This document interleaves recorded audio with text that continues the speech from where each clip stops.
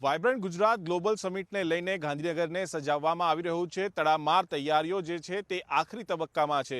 Vibrant Gujarat global સમિટના જે નજીકમાં આવી રહ્યા છે દિવસો, ગણતરીના દિવસો બાકી છે, ત્યારે ગાંધીનગર પાટનગરને દુલ્હનની જેમ સજાવવામાં આવ્યું છે। ગુજરાત વિધાનસભા ખાતે જોઈ શકાય છે કે જે પ્રકારે લાઇટિંગ જે છે તે કરવામાં આવ્યું છે। સાથે જ સ્વર્ણિમ સંકુલ 1 અને સ્વર્ણિમ સંકુલ 2 ખાતે પણ જે લાઇટિંગ જે છે તે કરીને સજાવવામાં આવ્યું છે।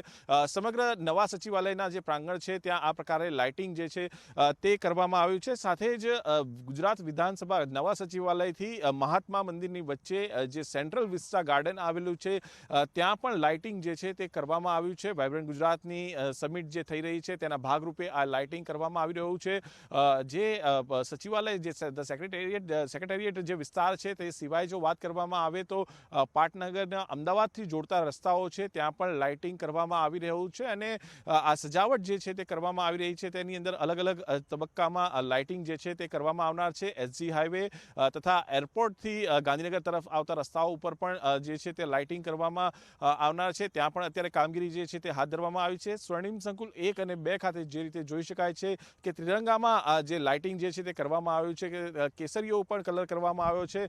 મુખ્યત્વે જોઈએ તો જે અલગ અલગ તબક્કાઓમાં સજાવટ ગાંધીનગરની અંદર કરવામાં આવી, જેમાં રોડ રીસર્ફેસ કરવામાં આવ્યા, જે અન્ય કામગીરી જે છે તે પણ કરવામાં આવી અને વાયબ્રન્ટ ગુજરાત ગ્લોબલ સમિટની જે 10મી કડી થવા જઈ રહી છે તેના ભાગરૂપે આ લાઇટિંગ કરવામાં આવી છે। મુખ્યત્વે વાત કરવામાં આવે તો પ્રધાનમંત્રી નરેન્દ્ર મોદી જે છે તેની શરૂઆત વાયબ્રન્ટ ગુજરાત ગ્લોબલ સમિટની કરાવશે। સાથે જો વાત કરવામાં આવે તો જે ટ્રેડ શો યોજાવાનો છે જે 9 તારીખે યોજાશે તેમાં પણ તેઓ ઉપસ્થિત રહેશે, તેની પણ તેઓ શરૂઆત કરાવશે અને 10મી તારીખે વાયબ્રન્ટ ગુજરાત ગ્લોબલ સમિટની તેઓ શરૂઆત કરાવશે।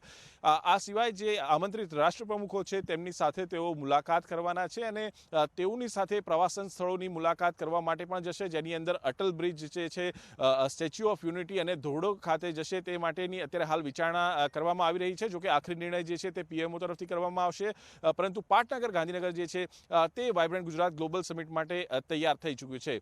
કેમેરામેન શાયર શર્મા સાથે મેહુલ દેસાઈ, ગાંધીનગર।